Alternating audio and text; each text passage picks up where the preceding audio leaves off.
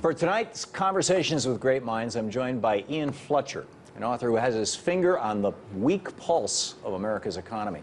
Currently, Ian is the senior economist at the Coalition for a Prosperous America. Ian, welcome to the program. Thanks very much for having me on your show, Tom. Very pleased to have you. I thought your book, Free Trade Doesn't Work, was extraordinary.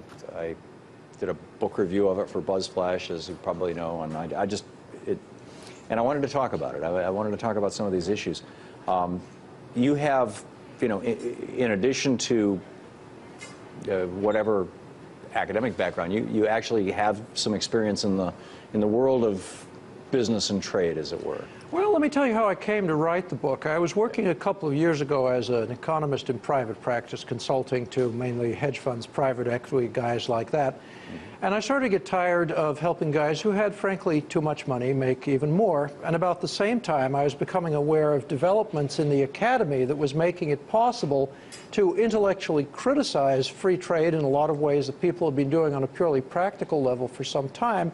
There was now a way to make this intellectually legitimate. So my wife said to me, if you don't write this book you're talking about, you're always going to wish you did. So the book is the result. Yeah.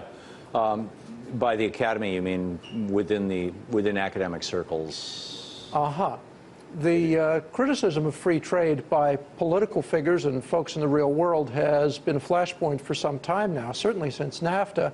But academicians, economists with a capital E, have been telling us for a long time that free trade is a known scientific truth of economics. But that's changing. People are finally figuring out how to translate these criticisms of free trade into the abstruse mathematics that economists are prepared to consider real thinking. And I thought it was high time somebody told the general public about where that was going. Well, and that's one of the things that I found so marvelous about your book, Free Trade Doesn't Work, is that anybody could read it and get it. I mean, it was just, it wasn't a book written like, you know, I slogged through Wealth of Nations. You know, Theory of Moral Sentiments was actually easier to read. You know, Adam Smith, both of them, you know, and David Ricardo's work and whatnot. In any case, let's just start out with some definitions. Free trade. Well, free trade means that there are no barriers for buying and selling goods produced in one nation in another country. And in the United States, that means that our markets are open to the rest of the world. Now, the problem is when we use the term free trade, this actually covers a situation that's not quite like that. It means that our markets are open to the rest of the world, but the reverse is not the case, which is, of course, why we have such a trade deficit. In other words, there's no such thing as free trade in the real world. Or is On our side, there is. America's markets are pretty open to the rest of the world. U.S. tariffs are about 1.5% of the volume of our imports. So if you want to say our trade is 98.5% free, I can live with that. But the real problem is going the other direction. Okay. You mentioned the word tariffs. Again, definitions. What is a tariff? A tariff is just a tax that's collected on imported goods and services.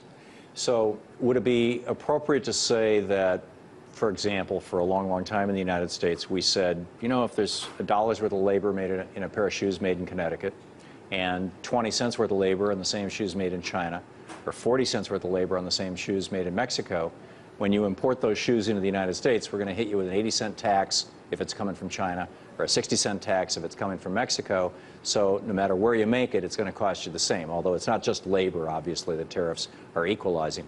And the whole point of a tariff-based trade mechanism that Alexander Hamilton put into place in the United States in 1793 was to give a preference to domestic manufacturing. Is that a reasonable summary, and is it accurate? Yes, you've put your finger on a very important point that's misunderstood by a lot of people. Despite the myth that America's economic heritage is free markets, free markets, free markets, in point of fact, for most of our history, the United States was a very deliberately tariff-protected economy. The Constitution itself says Congress has the power to levy a tariff. The Founding Fathers were protectionists.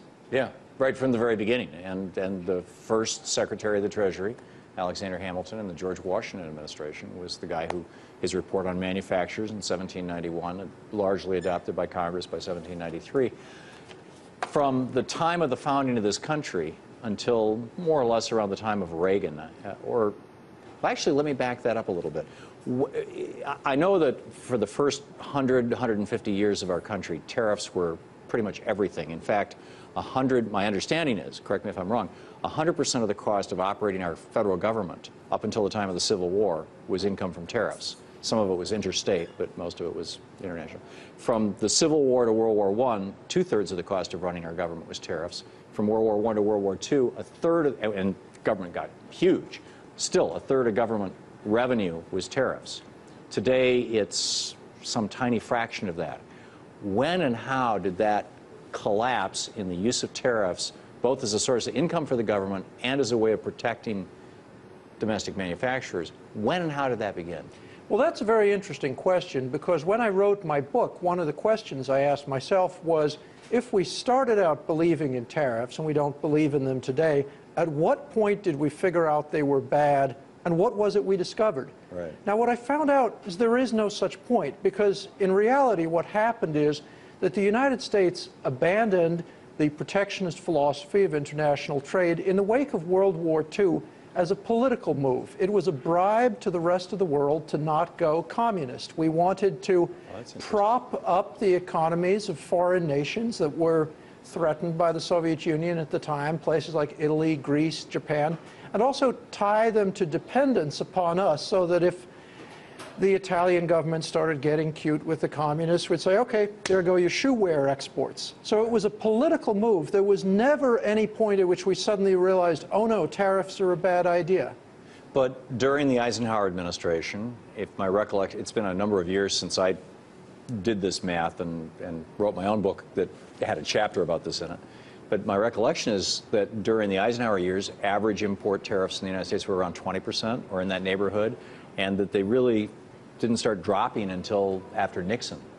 Or am I missing it? Well, there's a number of shifts. If you look at the numbers, the big fundamental decision was made after World War II, when we not only cut our tariffs, but we removed various other barriers, and we applied various other policies, like, for example, the Marshall Plan to rebuild foreign industry so they have the ability to produce goods that they can export to us kind of a reverse in the first place. Right. And it's an understandable political decision at the time, but the reality is that by about 1960, Europe had recovered from World War II, Japan was well on the way to recovering, and the Soviet economic challenge to the world that had at one time seemed like a serious threat had pretty much petered out. So we really should have pulled back at that point, but we didn't. The policy had become entrenched thanks to special interests that were profiting from the opening of our market to the rest of the world. And there had also been a process of intellectual corruption in the economics profession in which people had started to actually believe in a policy which had only been adopted as a political expedient.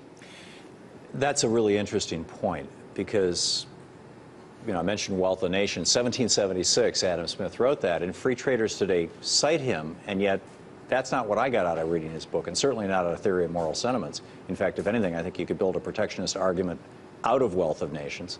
Who were the intellectual? Are we talking about like von Mises and Hayek and Friedman? I mean, is that where it started, or where did this begin? This idea that free trade was a good idea in the United States, this religion almost. Well, the thing you have to understand is that even in the time when the United States was a protectionist economy as policy, the academy was split on the question. The academic world. Yeah. And so what happened after World War II is you had a much older tradition, such as it's called the American principles in political economy, the American school of political economy, which was alive and kicking in, say, Abraham Lincoln's time. It was well known to educated people in his country. These guys kind of died out under the immediate pressure of the political need to indoctrinate everybody in favor of free trade. And you also had various other trends in the discipline of economics which sound like they're not too important, but things like the ultra-mathematization of economics, which didn't used to be a hyper-mathematical discipline. It creates a bias in favor of free trade thinking, the same reason it created a bias in favor of all kinds of pure free market thinking, because it's much easier to build mathematical models of a free market, free trade version of the world, because you assume that markets are perfect, then you know exactly what's going to happen, it's all for the best. And so things that don't seem important, like an obsession with mathematization, created incredibly strong pressure inside the ivory tower that pushed things in the free market, free trade direction. That's fascinating. What is comparative advantage? Okay. The theory of comparative advantage is the ultimate intellectual basis in serious economics of the claim that free trade is best. Basically, what it comes down to, it's a theory that was invented by a man called David Ricardo in 1817. He was a British economist. It comes down to the idea, ultimately, that nations trade for the same reasons that people do. For example, you, on your way to work this morning, you could stop at a Starbucks and buy a cup of coffee. Now, you could have made that coffee at home. It would take you a certain amount of time, a certain amount of effort, a certain amount of ingredients. So you don't buy things, and the analogy, of course, is for a nation. You don't import things that you could make for yourself, necessarily based on the fact that you couldn't do it for yourself. But it's a question of the relative uses of your time. So the idea of the theory of comparative advantage is if the United States imports something, that means that our time, our labor, our resources would be better used doing something else. So if we import cars from Japan, it's because not we couldn't make the cars for ourselves, but we're better off allocating our resources to, say, making airplanes instead. And the theory goes that if it's more profitable to make airplanes, then we will make airplanes. Therefore, we'll make what we're best at. The Japanese will make what they're best at. And everything is best for everyone. In a perfect world, if you leave out a lot of the complications which undo this theory, yes, it's okay as a kind of first-order construct. And I wish to emphasize at this point, I'm not against trade. I'm not in favor of autarky. But there's a whole lot more to the story, which means that you can't just take this one little theory, which you can reduce to a paragraph or two, and say, okay, that settles the question of $1.5 trillion in U.S. imports and exports a year. Right, right.